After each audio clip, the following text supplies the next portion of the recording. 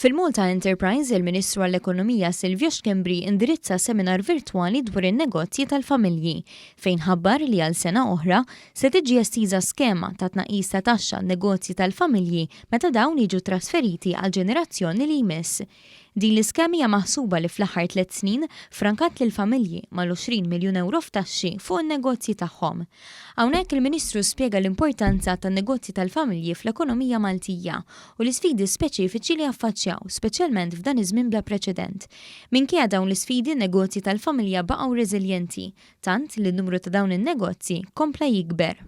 Illum għadna kif ħabbarna li l-miżura fejn jiġi trasferiment tan-negozju u fejn tidħol taxxa niżilnija r-rata ta' 1.5%. Dik ir-rata ħan estenduha għal sena oħra.